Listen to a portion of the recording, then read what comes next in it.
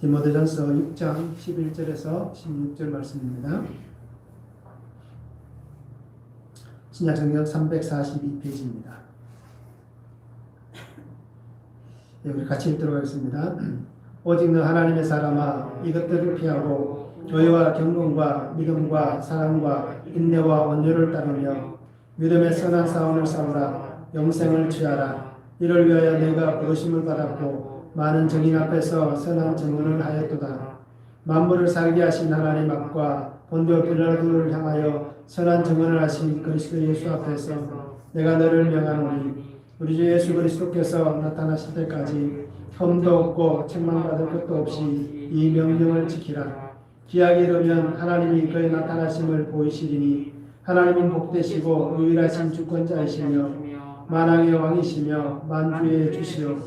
오직 그에게만 죽지 아니함이 있고 가까이 가지 못할 빛에 거하시고 어떤 사람도 보지 못하였고 또 볼 수 없는 이시니 그에게 존귀와 영원한 권능을 돌릴지어다.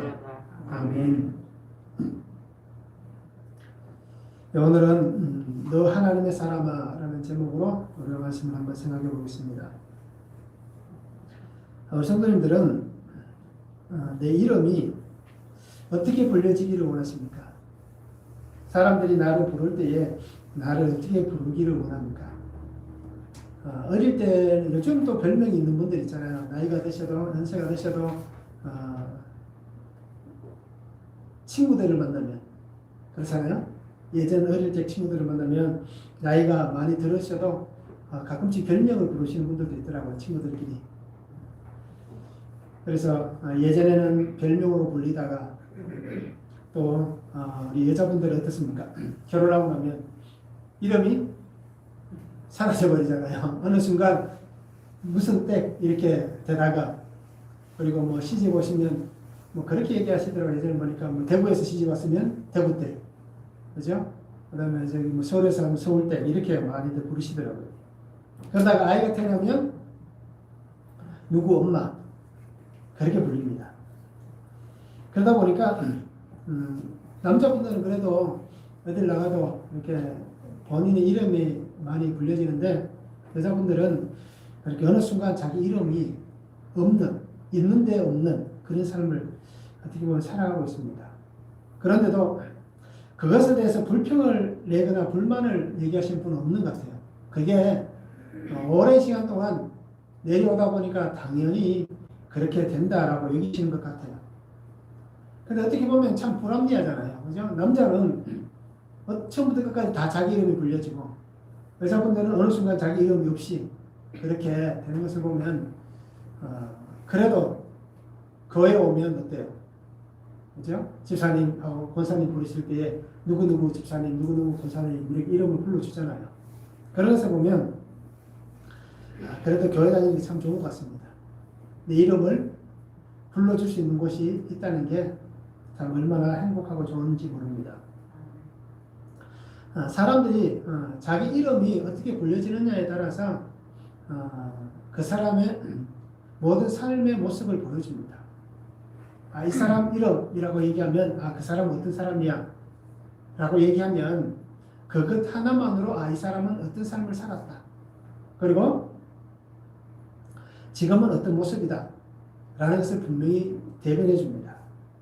그러면 우리는 주님 앞에서 어떻게 불려지기를 원하십니까? 주님이 나를 부르실 때에 우리 강옥장 목사님 향해서 그렇게 이름을 부르시기를 원하시는데 이름만 불리기를 원합니까? 아니면 오늘 성경 나오는 같이 바울이 디모데에게 너 하나님의 사람아 라고 이렇게 부르는 불림을 받기를 원하십니까? 하나님의 사람아. 그렇죠. 그게 더 좋겠죠. 네. 그렇죠? 이름, 하나님께서 내 이름을 아시지만 내 이름 부르는 것보다 너 하나님의 사람아 아니면 또 다르게 얘기하면 내 아들아, 내 딸아 이렇게 부르는 게 어떻게 보면 참 좋을 것 같습니다. 오늘 성경을 한번 보시기 바랍니다. 바울은 디모데에게 너 하나님의 사람아 라고 이렇게 부르면서 너는 이렇게 살았으면 좋겠다 라고 얘기합니다. 그래서 너는 피할 것은 피하고 선한 싸움을 싸우고 영생을 취해야 한다 라고 말을 하고 있고요. 그리고 예수님 앞에서 내가 너에게 명령한다 너는 주님이 오실 때까지 명령을 지켰으면 좋겠다 라고 말을 하고 있습니다.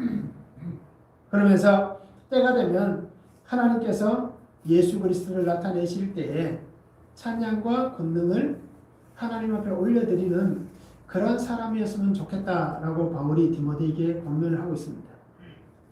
그래서 오늘 너 하나님의 사람아 라는 제목으로 우리가 말씀을 생각하실 텐데요. 첫 번째 보면 하나님의 사람은 선한 싸움을 싸우라 라고 얘기합니다. 선한 싸움을 싸워야 합니다.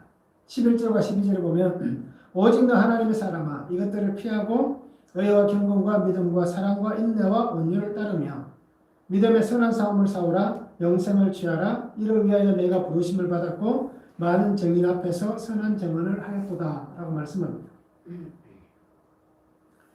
하나님의 사람이라고 불려지는 사람들이 성경에 나옵니다. 구약 성경에 몇 명이 등장하고요. 그리고 신약 성경에는 디모데밖에 이 하나님의 사람아라고 얘기하는 장면이 없습니다. 다른 곳에서는 신약 성경에는 이렇게 얘기하는 부분이 없어요. 또 구약 성경에 보면 누구에게 하나님의 사람이라고 부르냐면 신명기 33장 1절에 보면 하나님의 사람 모세라고 얘기합니다. 모세를 향해서 하나님의 사람이라고 부르고 있습니다. 그리고 사무엘상 9장 8절에 보면 사무엘을 향하여서 하나님의 사람에게 드려라고 얘기하는 장면이 나옵니다. 사울의 종이 사울에게 얘기합니다. 하나님의 사람에게 드리면 됩니다. 잃어버렸던 그 나귀를 찾아갔을 때에 우리가 다른 데 가지 말고 하나님의 사람에게 가서 물어봅시다 라고 얘기하면서 사환이 사울에게 말을 하는 장면들입니다. 사무엘에게 하나님의 사람이라고 부르고 있습니다. 또 열왕기상 17장 18절에 보면 엘리야에게 하나님의 사람이여 라고 하는 장면이 나옵니다. 사르밧 과부에 대해서 우리가 잘 알고 있습니다. 그렇잖아요? 이 엘리야가 그 가뭄 때에 이 사르밧에 가서 이 여인에게 나를 위해서 떡을 하나 구워오라 라고 얘기합니다. 그 사건이 일어난 다음에 그 아들이 죽었습니다. 그래서 이 여인이 이 엘리야에게 얘기합니다. 하나님의 사람이여 당신과 나와 무슨 상관이 있기에 라고 얘기하는 장면이 바로 이 장면입니다. 열왕기야 4장 7절에 보면 여인이 하나님의 사람에게 라고 말씀합니다. 여기에는 엘리사의 얘기가 나옵니다. 엘리사를 향하여서 하나님의 사람이라고 얘기합니다. 우리가 잘 알고 있는 과부의 기름 그릇 두 아이가 종으로 팔려가게 생긴 그때 선지자의 제자 중 한 여인, 그 여인이 이렇게 힘들고 어려운 상황에 처했을 때에 이 엘리사가 어떻게 얘기합니까? 집에 가서 그냥 그릇에 기름을 부으라라고 얘기합니다. 바로 그때의 여인이 하나님의 사람에게라고 표현을 하고 있습니다. 이렇듯 하나님의 사람이라고 불려지는 것은 이스라엘의 지도자 또는 선지자들 향하여서 이렇게 사용되었습니다. 그런데 오늘 바울은 디모데에게 너 하나님의 사람아 라고 말을 하고 있습니다. 그래서 지난번에도 제가 이상근 목사님이 출석한 것을 말씀을 드렸는데요. 오늘도 이상근 목사님께서 출석하신 걸 보면 이 부분에 대해서 이렇게 얘기합니다. 하나님과 사람 사이의 중보자가 된 높은 신앙자에게 사용된 명칭이다 라고 얘기합니다. 중보자는 우리가 원래 중보자라는 말을 쓸 때는 예수님에게만 중보자라는 단어를 쓸 수가 있습니다. 그런데 우리가 좀 더 폭넓게 사용해서 그냥 중보자라고 이렇게 사용도 할 수가 있는 것입니다. 그래서 하나님과 사람 사이의 중보자가 된 신앙이 깊은 사람. 그런데 이 신앙의 깊은 사람이 바로 의무가 부여된 명칭. 이것을 향해서 하나님의 사람이라고 불렀다라고 추석을 해주고 있습니다. 그래서 다른 사람 이상 되는 인간으로서 의무가 있는 사람. 충성된 봉사로 그 일생을 바쳐야 하는 책임이 있는 명칭. 이렇게 해석을 해주고 있습니다. 그러면서 이상훈 목사님은 바울이 디모데를 이렇게 부른 것은 그에게 존엄한 사명을 일깨워주고 그에 맞게 행할 것을 권하기 위해서 이렇게 그를 하나님의 사람이라고 불렀다라고 추석을 해주고 있습니다. 이렇듯 바울이 디모데를 향해서 하나님의 사람이라고 부른 이유는 분명히 존재합니다. 이렇게 이상한 목사님 추석했던 같이 그에게 사명을 깨우쳐주고 그리고 그 사명에 맞는 삶을 살아가게 하기 위해서 이렇게 부르고 있습니다. 구약 성경에 나왔던 모세나 엘리야나 사무엘이나 엘리사 같은 사람들 어떻습니까? 그들이 불려졌던 그 이름대로 살아간 것을 우리가 분명히 알 수가 있는 것입니다. 그러기에 하나님의 사람이라고 불림을 받는다는 것은 삶의 무게가 보통 다른 사람들의 신앙의 삶과 다르다라는 것입니다. 그래서 그 삶은 자신뿐 아니라 타인에게, 다른 사람들에게 자기가 살아가는 삶의 영향력을 끼쳐서 신앙의 삶을 살아가도록 만들 수 있는 사람, 또는 그 신앙을 그들에게 나눌 수 있는 그 사람, 그를 향하여서 하나님의 사람이라고 우리가 부를 수가 있다라는 것입니다.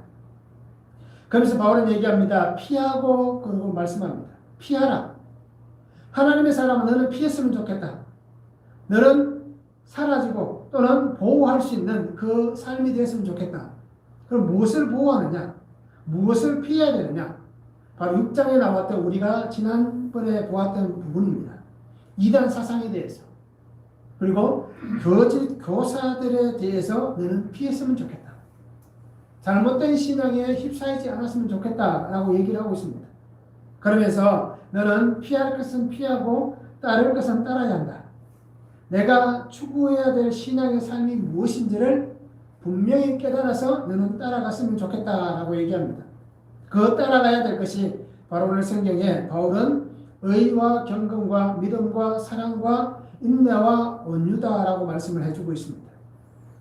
바울은 디모데에게 너는 이렇게 의로운 사람, 경건한 사람, 믿음과 사랑과 인내와 온유를 따라가는 예수 그리스도께서 보여주셨던 그것을 따라가는 그러한 신앙의 삶을 살았으면 좋겠다라고 그렇게 권면을 해주고 있습니다. 그러게 너는 그렇게 살기 위해서는 어떻게 살아야 되느냐? 바로 선한 싸움을 싸워야 한다라고 얘기합니다. 선한 싸움은 가치 있는 것입니다. 그래서 우리가 다르게 표현하면 영적 싸움이다라고 얘기할 수가 있습니다. 그러기에 왜 영적 싸움을 싸워 나가야 되느냐? 그것은 믿음은 예수 그리스도께서 허락하시고 베풀어 주신 하나님의 은혜의 선물이기 때문입니다. 값없이 십자가의 죽으심으로 베풀어 주신 그 축복의 은혜가 바로 오늘 내가 믿는 믿음입니다. 그러기에 나를 살리기 위해서 죽으신 예수님의 그 은혜를 위해서 우리는 영적 싸움의 현장에서 도망가서는 안 된다라고 분명히 말씀을 해주고 있습니다. 그러기에 피하지 말고 끝까지 우리가 싸워 승리해야 하는 것입니다. 피하는 것은 분명한 두 가지 뜻이 있습니다. 그것을 아예 벗어나는 것이고, 그리고 그것에서 자신을 맞서서 자기를 보호하는 것입니다. 그리고 우리는 끝까지 싸워 승리함을 통하여서 우리를 부르신 그 부르심에 합당한 영광을 올려드리는 그 삶을 사는 것이 하나님의 부르심에 응답하는 것이고, 바로 내가 하나님의 사람으로서 선한 싸움을 싸워가는 삶의 모습이다라는 것을 우리가 기억했으면 좋겠습니다. 바울은 디모데가 자신에게 맡겨진 사명대로 살기를 원합니다. 복음을 전하는 그 사명을 끝까지 잘 완수하기를 원하고 있습니다. 그래서 그 수고와 인내의 마지막에 허락하시는 영원한 생명의 복을 기쁨으로 받고 감사로 하나님 앞에 드리기를 바울은 원하고 있습니다. 그러기에 영생을 취하기에 합당한 예수 그리스도의 사람으로서 하나님의 사람이 되기를 분명히 원하고 있는 것이 바울이 디모데를 향한 그 마음입니다. 나의 모든 것을 희생하고서라도 감사할 수 있어야 됩니다. 나의 모든 것을 희생하고서라도 끝까지 포기하지 않아야 됩니다. 나의 모든 것을 희생하지 않고서라도 우리는 물러서지 않아야 됩니다. 그러면서 나에게 맡겨주신 그 사명을 끝까지 싸워서 우리가 승리할 수 있는 그 선한 싸움을 살아가는 성도가 분명히 되어야 할 것입니다. 그리고 우리는 올 한 해 동안 그렇게 살아가야 되는데, 그러면 어떻게 그렇게 사느냐? 우리가 표같이 여전한 방식으로 살아가는 겁니다. 그냥 말씀을 늘 묵상하고 그 말씀을 해석하고, 그리고 내 삶을 그 말씀으로 해석해내고, 그리고 기도하고 하나님의 선한 그 영향력을 흘려보내며 살아가는 것. 지금까지 그렇게 살아오셨듯이 우리가 여전한 방식으로 그렇게 살아가는 것입니다. 여리고성을 하나님께서 주셨을 때에 매일 한 바퀴 돌고 매일 한 바퀴 돌고 그리고 마지막에 6바퀴 돌고 소리쳤을 때에 하나님께서 그 성을 무너뜨리셨던 것 같이 우리가 이렇게 여전한 방식으로 살아가면 하나님께서 우리를 하나님의 은혜 안으로 인도해 주실 것이고 오늘 우리에게 하나님의 사람으로서 그 권능 안에 살아갈 수 있는 그래서 날마다 그 선한 싸움에서 승리할 수 있는 그 은혜와 복을 우리에게 분명히 더해 주실 것입니다. 말씀을 한번 적용해 보시기 바랍니다. 하나님의 사람이라고 부르시는 그 부름에 나는 지금 응답하고 있습니까? 나를 하나님이 부르시는데 하나님께서 너 하나님의 사람아 또는 내 아들아 내 딸아 부르시는데 우리는 그 부르심에 응답을 하고 있는가? 한번 말씀을 적용해 보았으면 좋겠습니다. 선한 싸움을 싸우며 내게 허락하신 영생을 취하기 위해서 내가 피해야 할 것은 무엇입니까? 나를 보호하고 하나님의 사람으로서 자신을 보호하고 피해야 할 것, 선한 싸움을 싸우면서 영생을 취하기 위해서 내가 피해야 할 것이 무엇인지 우리가 말씀을 한번 잘 묵상해 보았으면 참 좋겠습니다. 너 하나님의 사람아 라고 말씀하실 때 두 번째는 우리가 명령을 지키라라는 것입니다. 하나님의 사람은 명령을 지켜가는 사람입니다. 13절과 14절입니다. 만물을 살게 하신 하나님 앞과 본토의 빌라도를 향하여 선한 증언을 하신 그리스도 예수 앞에서 내가 너를 명하노니 우리 주 예수 그리스도께서 나타나실 때까지 흠도 없고 책망받을 것도 없이 이 명령을 지키라 말씀해 주시고 있습니다. 바울은 디모데에게 이것을 꼭 기억하라고 권면합니다. 그것이 뭐냐면 첫 번째는 만물을 살게 하신 하나님, 이 하나님을 기억하라라고 말하고 있습니다. 하나님은 어떤 분이십니까? 이 땅을 창조하신 창조주이십니다. 또 이 땅에 생명을 탄생해 주신 그 하나님이십니다. 더 나아가서는 죽어가는 그 생명을 살리기 위해서 우리에게 은혜를 베풀어 주신 그 하나님이십니다. 그러게 바울은 디모데에게 만물을 살게 하신 하나님, 모든 것을 창조하시고 모든 것에 생명을 주시고 그 생명을 끊지 않으시고 살아갈 그 은혜와 소망을 허락하신 그 하나님, 그 하나님을 기억하라 라고 말씀하고 있습니다. 지금까지 나와 함께 하셨던 그 하나님, 그 하나님이 너와도 함께 하시는데 지금 함께 하시는 그 하나님, 나의 삶을 책임지시고 인도하신 그 하나님을 기억하라 라고 그렇게 권면을 하고 있습니다. 두 번째는 빌라도 앞에서 예수 그리스도를 기억하라 라고 말을 하고 있습니다. 빌라도 앞에서 예수 그리스도는 어떤 모습입니까? 십자가의 죽음을 맞이하는 예수님이십니다. 예수님은 빌라도 앞에서 그 죽음 앞에서 전혀 굽히시지 않았습니다. 그 십자가의 죽음 앞에서 모든 죄를 용서하셨습니다. 내가 유대인의 왕이냐? 라고 얘기했을 때 예수님 뭐라고 하셨습니까? 내가 말하였다 라고 얘기했습니다. 이렇듯 주님은 세상 권력이었던 빌라도 그 앞에 무릎을 꿇지 않으시고 하나님께서 자신을 보내신 그 보내신 목적대로 온전하게 주의 길을 걸어가신 것입니다. 그러면서 지금 믿음으로 살아갈 이 은혜와 복은 빌라도 앞에 서 있었던 그 예수님 때문에 우리가 지금 믿음으로 살아갈 복을 받게 되었다라는 것을 분명히 말씀해 주시고 있는 것입니다. 진리의 복음, 이 복음이신 예수님은 세상의 힘 앞에 무너지지 않았습니다. 세상 앞에서 당당하게 진리의 생명을 선포하셨던 그 주님을 바울은 기억하라 라고 그렇게 권면을 하고 있습니다. 세상을 향하여 하나님께서 보내셨던 그 메시아이심을 증언하셨던 그 예수님의 모습을 기억하라. 메시아의 삶을 사셨던 그 예수님의 삶을 기억하라 라고 그렇게 권면을 하고 있는 것입니다. 그러면서 하나님께서 맡겨주셨던 그 사명을 끝까지 인내하셨던 예수님, 그리고 끝까지 순종하셨던 그 예수님을 기억하라 라고 바울은 디모데에게 권면을 하고 있습니다. 그러면서 바울은 디모데에게 하나님의 이 크신 은혜와 사랑을 기억하여서 너는 이렇게 살아가기를 원하며 너는 이렇게 명령을 지켰으면 좋겠다라고 말을 하고 있습니다. 그것은 예수 그리스도께서 오실 때까지 흠도 없고 책망받을 것이 없는 삶을 살아라라는 것입니다. 예수님이 오실 때까지 너는 흠이 없는 책망받을 것이 없는 이 삶을 살았으면 좋겠다라는 것입니다. 흠은 무엇입니까? 깨끗한 종이 위에 점 하나 찍히는 것, 이것이 흠입니다. 오점을 남기는 것이 흠이 되는 것입니다. 더럽혀지는 것 또는 손상한 것 또는 비난할 것이 없는 이런 모습으로 살아야 되는데 비난할 것이 있는 것이 바로 흠이라는 것입니다. 그래서 예수님은 흠 없는 결백한 삶을 살아라 라고 이렇게 말하는 것입니다. 그래서 바울은 디모데에게 얘기합니다. 너는 흠 없이 살았으면 좋겠다. 그리고 책망받을 것이 없는 삶을 살았으면 좋겠다. 비난받을 것이 없는, 법적으로 체포당하지 않는, 또는 사람이든 또는 사탄이든 어느 것에서든지 공격할 틈이 없는 그런 책망받을 것이 없는 삶을 살았으면 좋겠다라고 얘기를 해주고 있습니다. 하나님 앞에서도 세상 앞에서도 이런 삶이 되라고 명령을 하고 있는 것입니다. 교회 안에서만 그렇게 살아야 된다. 디모데는 목회자입니다. 목회자로서 너는 교회 안에서는 그렇게 살아야 된다.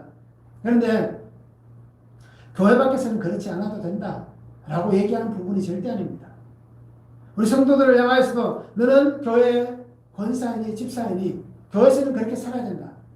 그런데 교회 밖에서는 그렇지 않아도 돼 라고 말하는 것이 절대 아닙니다. 교회든 교회 밖이든 하나님 앞에서든 세상 앞에서든 어느 곳에서든지 너는 이런 삶을 살아라 라고 그렇게 명령을 하고 있는 것입니다. 베드로후서 3장 14절에 보면 그러므로 사랑하는 자들아 너희가 이것을 바라보나니 주 앞에서 점도 없고 흠도 없이 평강 가운데서 나타나기를 힘쓰라 라고 얘기하고 있습니다. 주님 앞에서 점도 없고 흠도 없이 평강 가운데 나타나기를 힘쓰라 라고 분명히 베드로는 권면을 하고 있습니다. 갈라디아서 1장 10절에 말씀합니다. 이제 내가 사람들에게 좋게 하랴 하나님께 좋게 하랴 사람들에게 기쁨을 구하랴 내가 지금까지 사람들의 기쁨을 구하였다면 그리스도의 종이 아니니라. 바울은 분명하게 얘기합니다. 갈라디아 교회 성도들에게 하나님을 좋게 하는 것이 좋겠느냐 사람들을 좋게 하는 것이 좋겠느냐. 그러나 분명한 것은 하나님을 좋게 하는 삶을 살아야 된다. 그런데 바울이 이 말 속에 숨겨둔 뜻을 우리가 분명히 보시기 바랍니다. 그러면 세상 사람들은 좋게 여기지 않게 만들어야 되느냐? 그것은 절대 아니라는 얘기입니다. 하나님을 좋게 하는 사람은 당연히 세상을 향하여서 그 사람들에게도 기쁨을 줄 수 있는 좋은 것을 할 수 있는 분명히 그런 사람이다라는 것입니다. 그리고 오늘 바울은 분명히 얘기합니다. 항상 주님의 오심을 기억하며 주어진 삶의 자리에서 충성을 다해서 끝까지 인내하며 복음의 삶을 위해 살아가는 그 사명의 삶을 잘 살아내어야 한다 라고 분명히 권면을 하고 있는 것입니다. 환경 때문에 사람들 때문에 아니면 이런 이유 저런 이유 때문에 내가 책임져야 될 사명의 삶을 책임지지 못했습니다. 저런 일 때문에 나는 하나님 잘 하지 못했습니다. 다르게 보면 한 달란트 받은 사람이 어떻게 얘기합니까? 당신이 완고한 사람입니다. 없는 데서 그것을 취하는 사람이 아니기 때문에 내가 당신을 두려워해서 어떻게 했다고 얘기합니까? 그것을 땅속에 묻어두었습니다. 이렇게 얘기해서는 안 된다는 것입니다. 그러게 분명히 말하는 것은 나에게 주어진 사명을 끝까지 굽히지 않고 환경과 사람들을 탓하지 않고 물러서지 않고 포기하지 않고 온전히 이루어가는 그 삶을 살아야 한다라는 것을 분명히 말씀해 주고 있는 것입니다. 그래서 예수 그리스도의 명령, 나에게 하신 그 명령들을 기억하여서 끝까지 믿음으로 사는 삶이 되어야 한다라는 것을 바울은 디모데에게 분명히 권면을 하고 있는 것입니다. 이렇다 오늘 우리에게도 바울을 디모데에게 권면했던 같이 하나님은 이 말씀을 통하여서 우리에게 동일하게 권면해 주시고 있는 것입니다. 그리고 우리도 명령을 잘 지켜 행할 수 있기를 원합니다. 피할 것은 피하고 하나님 안에서 따라서 정말 하나님이 기뻐하시는 그 은혜의 삶을 복되게 살아가는 성도가 되었으면 참 좋겠습니다. 말씀을 한번 적용해 보시기 바랍니다. 하나님의 사람이 되지 못하게 하는 나의 흠과 책망받을 만한 것은 무엇입니까? 내가 어떤 흠이 있어서, 내가 어떤 책망받을 것이 있어서 하나님의 사람으로 보여지지 않는 나의 가족과 그리고 이웃 사람들, 교회가 아닌 내가 살아가는 사회 공동체 안에서 내가 하나님의 사람이 되지 못하게 하는 내 흠과 책망받을 만한 것이 무엇인지 우리가 한번 말씀을 잘 적용해 보았으면 좋겠습니다. 나에게 명령하신 그 명령을 나는 지금 잘 지켜 행하고 있습니까? 바울은 디모데에게 이렇게 명령을 지키라고 얘기했는데 나는 하나님께서 은혜 주신 이후에 지금까지 말씀들을 늘 묵상해 왔는데 그 말씀들을 묵상하면서 그 말씀 속에 나타나는 하나님의 명령들, 그 명령들을 나는 잘 지켜 행하고 있습니까? 또 하나는 내가 해야 할 선한 증거는 무엇입니까?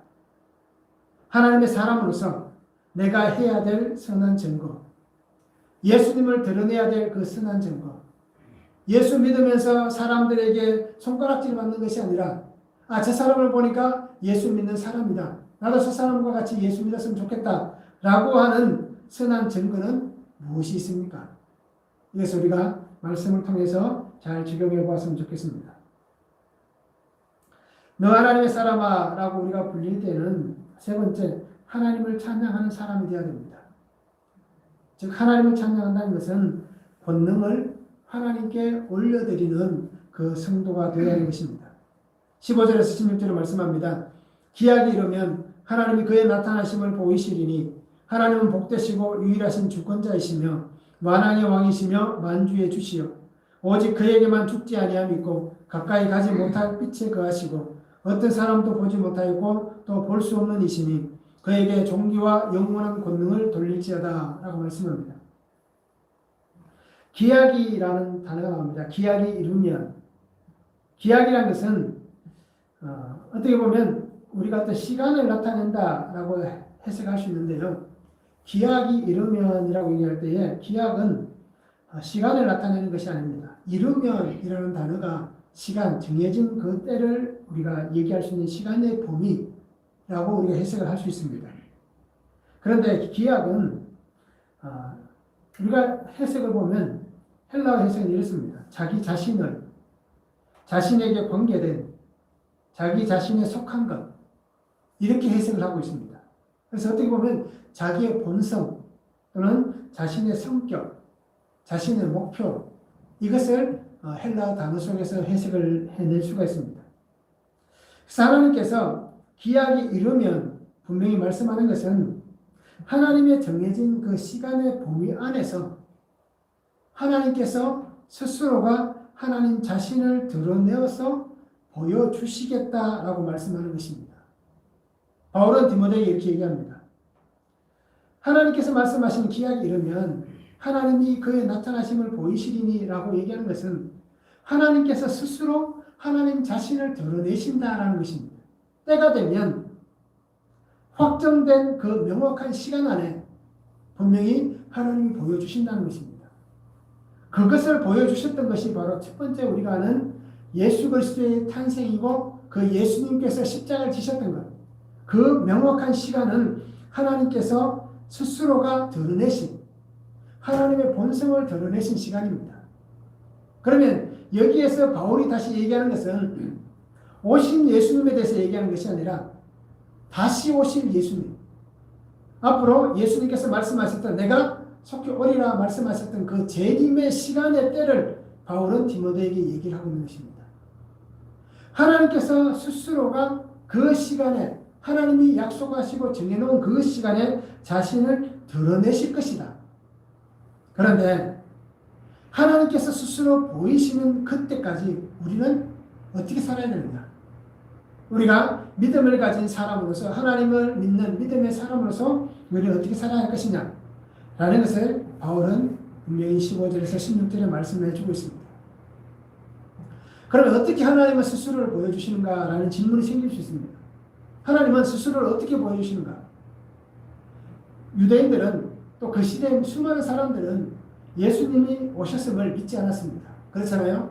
하나님께서 스스로가 자신을 나타내셔서 보여주셨음에도 불구하고 사람들은 그것을 믿지 않았습니다. 그러면 다시 오시겠다고 하셨을 때에 그럼 하나님은 어떻게 스스로를 보여주시는가라는 것입니다. 하나님은 어떤 분으로 보여주시느냐? 성경 분명히 얘기합니다. 바울은 얘기합니다. 복되신 하나님으로 보여주실 것이다. 유일하신 주권자이신 것을 보여주실 것이다. 만왕의 왕이신 만주의 주님이신 그 주님이 스스로가 보여주실 것이다. 어떻게 해요? 죽음이 없는 분이시기 때문에. 그리고 가까이 가지 못할 빛에 거하시는 분이시기 때문에. 그리고 보지 못하고 볼 수 없는 분이시기 때문에 하나님은 그를 스스로 나타내 주실 것이다. 그러면 어떻게 해야 되느냐? 우리는 그에게 권능을 올려드려야 됩니다. 그 하나님을 찬양하는 삶을 살아야 한다. 라고 분명히 밝히고 있습니다. 오실 예수님을 다시 드러내시는 그 하나님의 방법을 어떻게 할 수 있느냐? 이미 보여주셨던 것을 우리가 돌아보면 하나님께서 또다시 그런 모습으로 우리에게 역사하실 것이다. 라는 것을 우리가 기대할 수 있습니다. 죽음이 없는 분이 이 땅에 오셔서 죽음을 택하신 것을 우리가 보면 알 수 있습니다. 요한복음 1장 29절에 말씀하잖아요. 요한이 예수께서 자기에게 나오심을 보고 이르되 보라 세상 죄를 지고 가는 하나님의 어린 양이로다. 그 십자가 죽음을 위해서 이 땅에 오셨던 죽기 위해 오셨던 그 예수님의 모습을 보여주셨듯이 다시 우리에게 오시는 그 예수님. 그런데 다시 오실 예수님은 어떻습니까? 죽음을 위해서 오시는 것이 아니라 생명을 위해서 오신다라고 분명히 말씀해 주시고 있는 것입니다. 또 어떻게 할 수 있느냐? 빛이신 하나님은 누구도 가까이 갈 수 없었습니다. 그리고 누구도 그 빛 앞에 나아갈 수 없었습니다. 요한복음 1장 9절에서 말씀하는 것 똑같습니다. 빛이 세상에 왔을 때 그리고 각 사람에게 비추었을 때 그 빛이 왔었음에도 사람들은 그를 알아보지 못했다라고 얘기하고 있습니다. 이렇듯 하나님께서 빛으로 그 자신을 다시 드러내실 수 있다는 것입니다. 그리고 볼 수도 없는 분이심에도 하나님은 그 형상을 보여주셨다라고 말씀하고 있습니다. 그래서 우리가 구약 성경에서 찾아볼 수 있는데요. 모세를 통하여서 하나님이 보이셨던 모습을 보면 우리가 알 수가 있는 것입니다.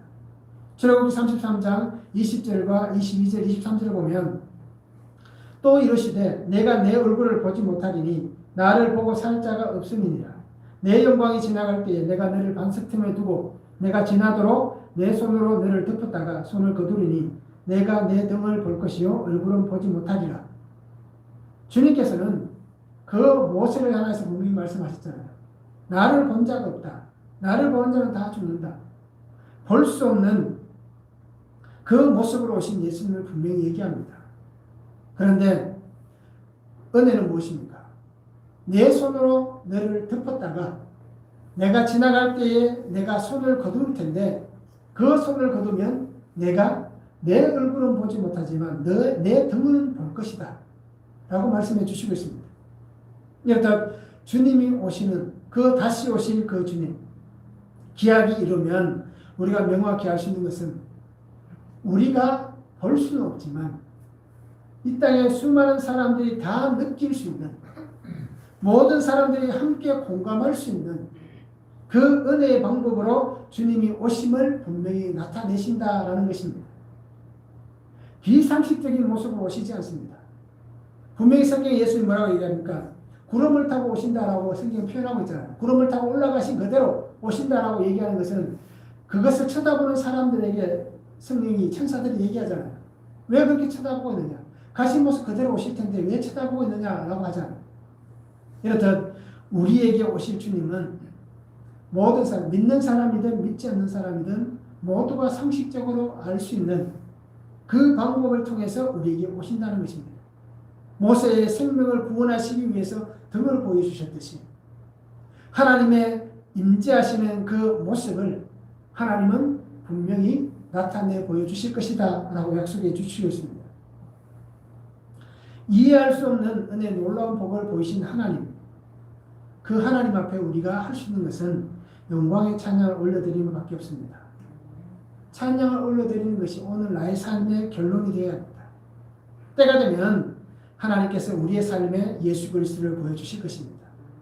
이것이 전체의 종말이든 나의 개인의 종말이든 분명히 주님을 우리에게 보여주실 것입니다. 그러기에 빛으로 오신 주님이 나의 삶의 어둠을 몰아내어 가실 수 있도록 우리가 주님을 만날 수 있기를 원합니다. 그리고 주님의 얼굴을 대하여 우리가 만나 주실 그 은혜를 기대하면서 정말 하나님께서 내게 허락하신 그 길을 인도하실 때에 믿음으로 순종하며 걸어갈 수 있기를 원합니다.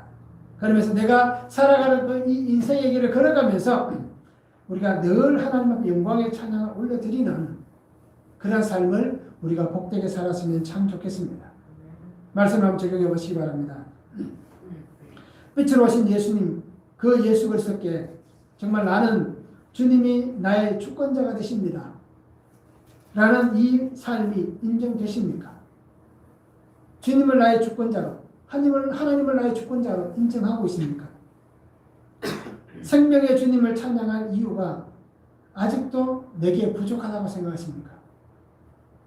나는 주님을 찬양하는데 뭔가 부족해 라고 여기십니까?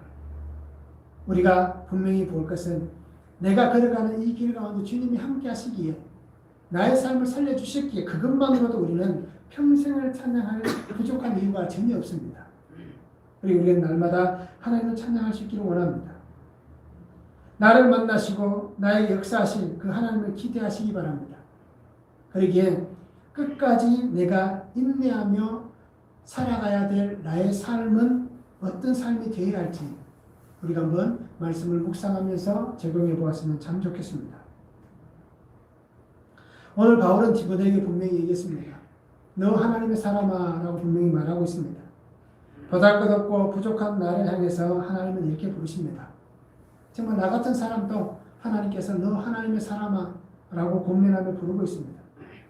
그리고 오늘 우리는 부름을 받은 성도로서 끝까지 십자가의 증인으로 살아갈 수 있는 삶이 되었으면 참 좋겠습니다. 예수님께서 나에게 오셨습니다. 그러면 나는 이제 그 오신 예수님의 증인으로서 나의 삶을 내가 원하는 삶이 아니라 하나님께서 나에게 원하시는 그 삶을 살아가는 예수 그리스도의 십자가 군사가 되시기 바랍니다. 그 십자가 군사로서 끝까지 영적 싸움을, 선한 싸움을 싸워 승리할 수 있는 성도가 되었으면 좋겠습니다. 그리고 다시 오실 주님을 기대하며 말씀으로 순종하며 날마다 십자가를 바라보며 내 죄를 고백하고 하나님 내가 죄인입니다 라는 것을 인정하고 날마다 말씀을 우리가 묵상하실 때에 내 죄를 날마다 고백하며 하나님 안에서 오실 주님을 기대하며 영광 가운데에 영광의 찬양을 올려드리는 귀한 성도의 삶을 살았으면 참 좋겠습니다. 그렇게 살아가는 우리 모두가 하나님의 사람됨을 우리가 기억할 수 있는 그런 축복의 삶을 우리가 함께 누릴 수 있기를 예수님의 이름으로 축원합니다. 기도하겠습니다. 사랑의 아버지 하나님 감사합니다. 오늘도 우리에게 주신 말씀을 바라봅니다. 아버지 하나님, 너 하나님의 사람아 라고 우리에게 말씀하시고 있습니다. 우리가 믿음으로 살고 끝까지 주 안에서 선한 싸움을 싸워가게 하시고 그 하나님께서 내게 명령하신 그 명령을 잘 지켜 행하게 하시고 그리고 하나님께서 나와 함께 하시는 그 은혜 안에서 정말 영광의 찬양을 올려드리며 권능을 하나님 앞에 드리는 믿음의 선한 삶을 살아가는 하나님의 사람 되도록 주님 은혜를 다하여 주시옵소서. 오늘도 말씀 앞에서 나 자신이 부끄럽지만 그러나 주님께서 나를 인정하시고 나를 붙잡아 주시고 안아주시기에 담대히 보좌 앞으로 나아갑니다. 늘 말씀을 묵상하며 하나님께서 내게 주신 말씀을 통하여서 주의 길을 힘껏 걸어가는 귀한 성도의 삶이 되어지도록 아버지 은혜를 다하여 주시옵소서. 함께 하실 하나님을 기대하며 예수님의 이름으로 기도하옵나이다. 아멘. 옆에 계신 분하고 우리 한번 인사하시기 바랍니다. 사랑